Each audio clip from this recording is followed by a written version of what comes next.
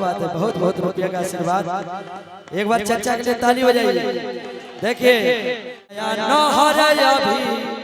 कनिया बाड़ू हरि देव घर जाए काहे हर चीज कैले बाड़ू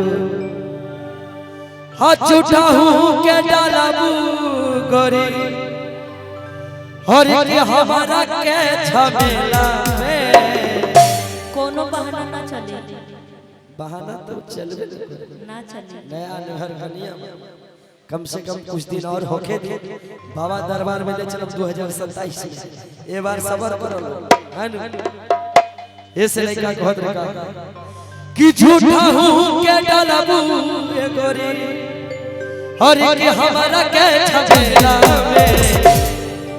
एक बार जरा हाथ उठाइए दोनों हाथ। हाँ बोली बाबा भोलेनाथ की और चला मीठ मीठ ताली के साथ कि गोरिया भुला देबू देवा घर के मेला में गोरिया भुला देबू देवा घर के मेला में आया लोहा कनिया ये घर जायल काहे जीत कलम पारू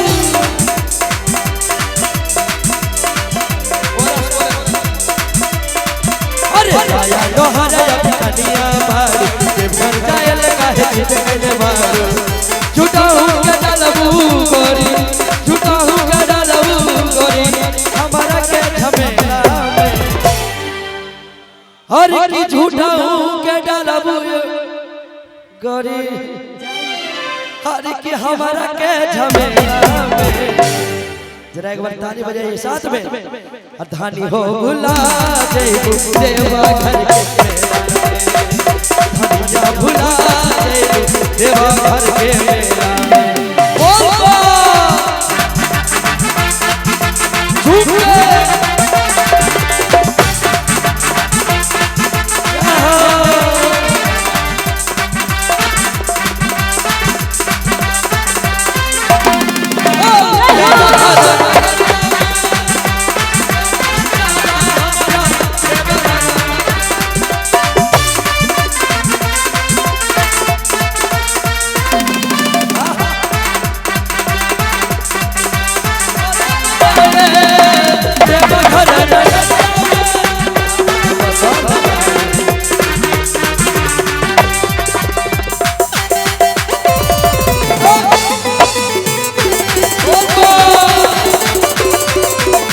बहुत बहुत रुपया का आशीर्वाद। एक बार चर्चा के लिए ताली बजाइए।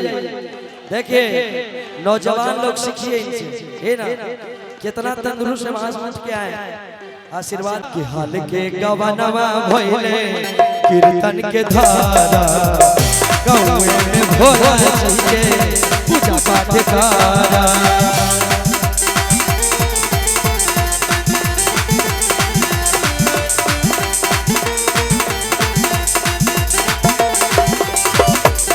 के गवना भइले कीर्तन धारा घर ही में भोला जी के पूजा पाठ करा और बिल्कुल बिल्कुल से और ये 100 रुपये का आशीर्वाद।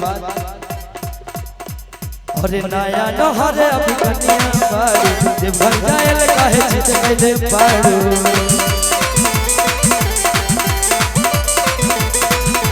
नया नहर अभी कनिया बारू देव घर जायल काहे जीत कैले बारू झूठा हूँ के डालबू गोरी झूठा हूँ के डालबू गोरी हमारा के झमेला में।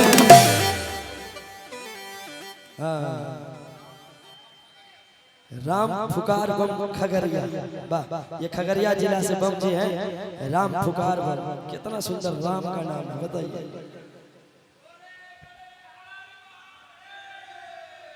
बोली बाबा भोलेनाथ की हाँ कि गोरिया भुला देबू देवा घर के मेला में गोरिया भुला देबू देवा घर के।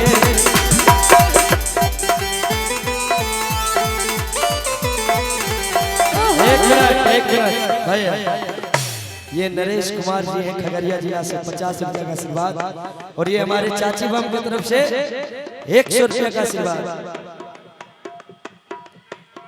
बिल्कुल बिल्कुल बिल्कुल सर, आप पिछुआ गए। और कहीं ना इनसे चाची आपके लिए आप 100 रुपया दिए ना, वाह महादेव आपको एकदम स्वस्थ रहे। और कहीं ना कि ये राजा हमारा के देवघर घुमाएगा,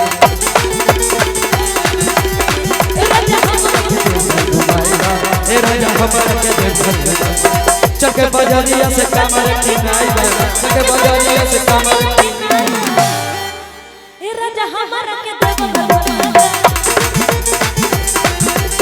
ए राजा हमारा के देवघर